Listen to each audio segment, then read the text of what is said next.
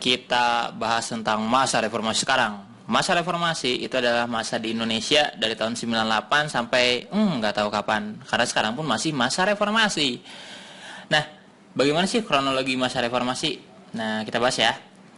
Pertama-tama, bagaimana bisa ada reformasi itu karena adanya krisis moneter di tahun 97 melanda Asia Tenggara, Indonesia salah satunya. Dolar naik dari $1 2.500 jadi 15.000, naik 6 kali lipat, kacau dah. Bahkan akhirnya membuat masyarakat gak percaya lagi kepada pemerintah, krisis legitimasi. Nah, selanjutnya lagi setelah krisis legitimasi itu, tahu-tahu di pemilu 97 yang menang Golkar lagi dan Soeharto dipilih lagi untuk lanjut jadi presiden. Kan gak lucu kan ya? Dia gak becus tapi dia lagi kepilih lagi gitu. Nah, akhirnya mahasiswa pada demo dan menuntut ada 6 agenda reformasi: adili Soeharto, amandemen UUD, hapus fungsi ABRI, otonomi daerah, supremasi hukum, dan pemerintah harus bersih dari KKN. Nah, dari 6 agenda reformasi itu mahasiswa demo di mana-mana. Dan akhirnya terjadi tragedi Trisakti tanggal 12 Mei 1998. 4 mahasiswa Trisakti meninggal: Ella Mulia Lesmana, Fidin Royan, Hendriawansi, Heri Hartanto meninggal. Dari sana demo makin besar. Bahkan 12 sampai 13 Mei 98 terjadi kerusuhan dan penjarahan di kota-kota besar di Indonesia. Jakarta, Solo, wah banyak lah di mana-mana, bahkan banyak yang diperkosa-perkosain.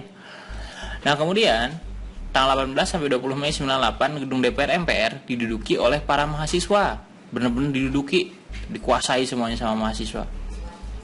Dan akhirnya hari yang ditunggu terjadi.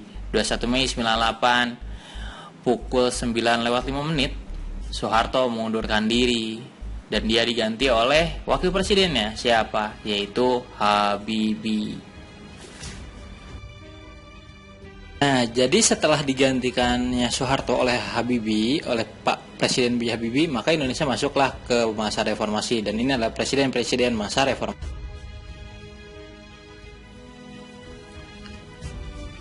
Oke, nah sekarang B.J. Habibie itu dimulai tanggal 21 Mei 1998 dan berakhir tanggal 20 Oktober 1999.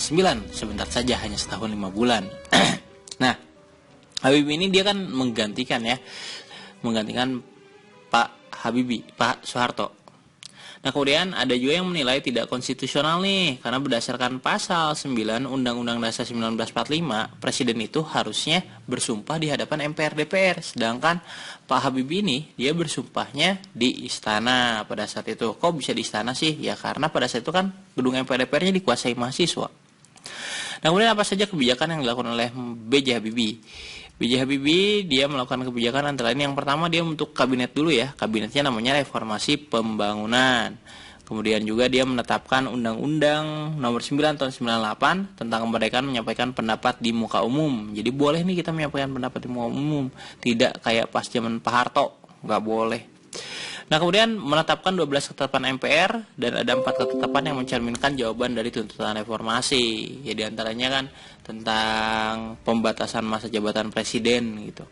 Dan juga amandemen dan lain sebagainya. Nah, kemudian selain itu apalagi nih kebijakan dari Pak Habibie ini? Dia membebaskan para tahanan politik masa Orde Baru.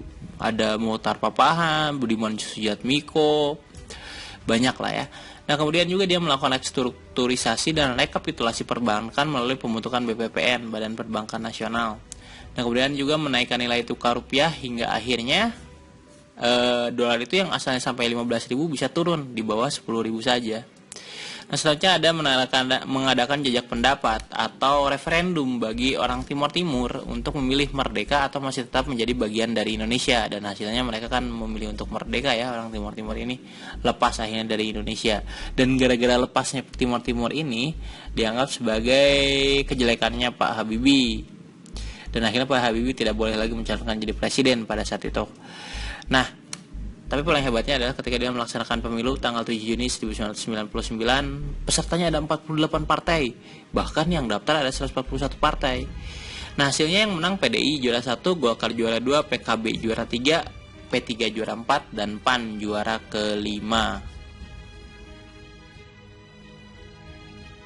Nah, selanjutnya adalah zaman Gus Dur atau masa Abdurrahman Wahid, 20 Oktober 1999 sampai 23 Juli 2001, setahun 9 bulan saja. Nah, gimana dia bisa jadi presiden? Itu gara-gara Gus Dur didukung oleh koalisi poros tengah yang dimotori oleh Amin Rais di MPR. Gus Dur sendiri terpilih sebagai presiden karena mengalahkan Megawati. Presiden Gus Dur 373, Presiden Megawati 313 suara, dan akhirnya Megawati hanya jadi wakil presiden saja. Nah, kemudian kebijakannya apa saja sih pas zamannya Abdurrahman Wahid ini? Pertama, dia membentuk Kabinet Persatuan Nasional, presidennya dia, wakil presidennya Megawati. Kemudian memisahkan TNI dengan polisi. Kemudian juga dia menghapus Departemen Penerangan dan Departemen Sosial agar nggak terlalu banyak kabinet tuh gitu, nggak terlalu gemuk. Nah, kemudian dia menyetujui perubahan nama Irian Jaya menjadi Papua dan juga menyetujui pengibaran bendera Bintang Kejora sebagai bendera Papua. Lah, ini separatis, kata Gus Dur, bukan separatis. Selain juga punya bendera, PSSI juga punya bendera katanya. Nah, lanjut lagi adalah memberlakukan Dekret Presiden 23 Juli 2001 yang berisi pembubaran MPR DPR, mengembalikan kedaulatan ke tangan rakyat dan mempercepat pemilu, dan membukukan Partai Golkar. Tapi ini ternyata Dekret Presidennya ditolak sama Angkatan Perang kita ya. Nah, kemudian dia menggalakkan toleransi nih, paling keren lah Gus Dur pada saat itu ya. Dan terakhir, Gus Dur tuh terlibat dalam skandal Brunei Gate dan Bulo Gate yang akhirnya itu membuat Gus Dur jadi dijatuhkan dari kepemimpinannya dia itu, dan akhirnya dia digantikan oleh Megawati. Tapi kata Gus Dur paling keren ketika ada anak buahnya, teman-temannya dia mau membantu melawan, kata Gus Dur tidak ada jabatan di dunia ini yang perlu dipertahankan mati-matian. Keren banget Gus Dur.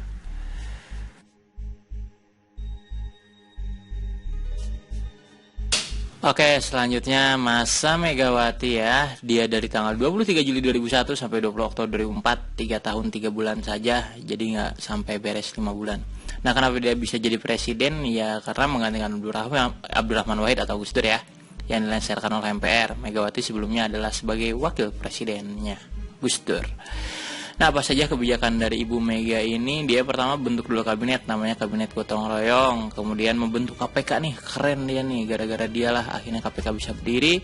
Kemudian privatisasi BUMN, dianggap noda hitamnya Ibu Mega nih. Karena dia jual-jualin BUMN, salah satunya Indosat, Telkomsel gitu. Nah, kemudian juga menunda pembayaran utang dan mengakhiri kerjasama dengan IMF. Kemudian dia memberikan otonomi khusus untuk Aceh dan Papua. Nah, selanjutnya dia pun yang menaikkan pendapatan per kapita Indonesia nih. Kemudian adalah pelaksanaan pemilu 2004 yang diikuti oleh 24 parpol.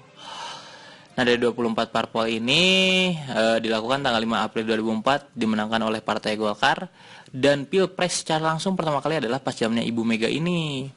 Nah, dilakukannya 2 putaran 1 5 Juli 2004. Ada 5 pasang calon, ada Wiranto dan Salahuddin Wahid dari Golkar, Amira Isis Wono dari PAN, Hamzahas Agung Gumelar dari P3, SBJK dari Partai Demokrat, Mega Hasyim Mujadi dari PDIP. Dan yang menang adalah ya di putaran kedua, karena kan gak ada yang 50% tadi. Yang menangnya adalah SBJK, padahal SBJK itu dulu adalah menteri-menterinya dari Ibu Mega. Jadi Ibu Mega dikalahkan oleh pembantunya sendiri.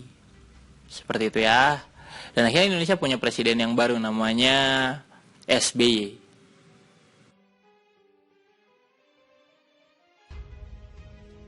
Selanjutnya Bapak SB Susilo Bambang Yudhoyono, bukan Susilo Bambang Pamungkas ya. Nah, 20 Oktober 2004 sampai 20 Oktober 2014, 10 tahun, 2 periode sampai pensiun dia ya. Nah, dia jadi presiden karena memenangkan pemilihan presiden secara langsung yang pertama kali dilakukan di Indonesia dengan mengalahkan pasangan Megawati dan Hasyim Muzadi. Nah, 2 kali dia mengalahkan Bu Mega ya, Pak SBY ini. Nah, apa saja kebijakan yang dia lakukan? Pak SBY melakukan kebijakan pertama adalah membentuk kabinet, namanya Kabinet Indonesia Bersatu. Ada 2 jilid ya, jilid 1 dan jilid 2. Kemudian dia mengubah minyak tanah, mengkonversi minyak tanah menjadi gas. Jadi masyarakat tuh harus menggunakan gas semuanya, nggak ada lagi yang menggunakan minyak tanah.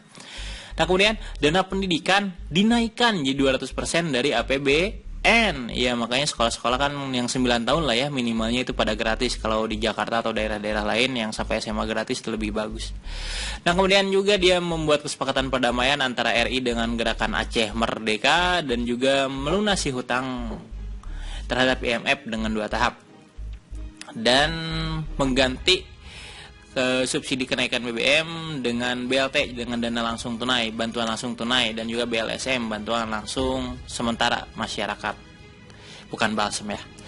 Nah kemudian selanjutnya dia melakukan juga bailout Bank Senturi, jadi ngasih dana talangan buat Bank Senturi, bank yang bangkrut tapi nantinya jadi dianggap sebagai hal yang salah. Maksudnya yang salah bagaimana jadinya skandal lah itu ya, sampai sekarang belum selesai.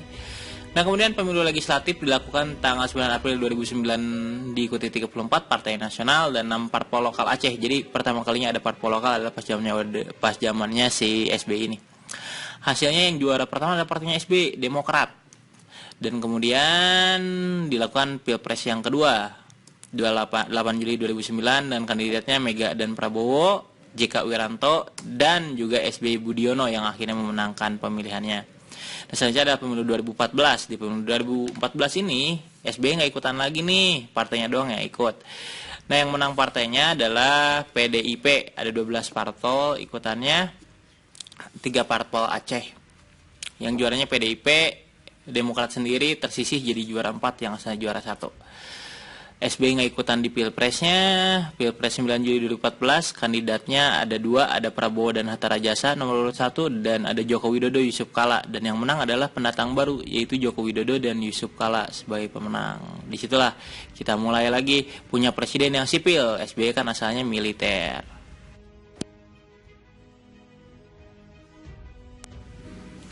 Oke, terakhir di masa reformasi ada Presiden Joko Widodo.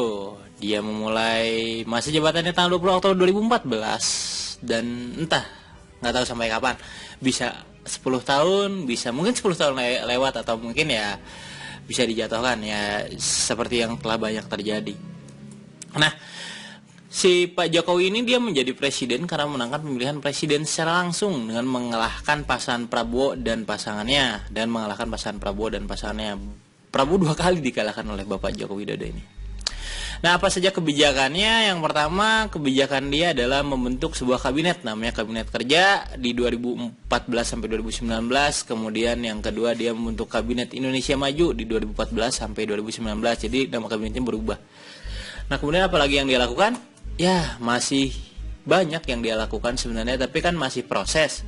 Saya tidak mau menilai sebuah proses. Kita nanti saja tunggu hasilnya ya, karena masih proses. Jadi ya tentang Joko Widodo kebijakan saya hanya bisa berbicara sampai sini saja. Semoga bisa lebih baik Indonesia di tangan Pak Jokowi dan bisa sampai akhir sampai 2019 Pak Jokowi ya. Jangan dengarkan yang lain-lain Pak Jokowi. Terus hebat-hebat saja Pak Jokowi ya. Tapi ingat jangan sampai reformasi yang dicita-citakan oleh para mahasiswa ini bisa sampai dikorupsi. Ingat itu Pak Jokowi, jangan sampai reformasi dikorupsi.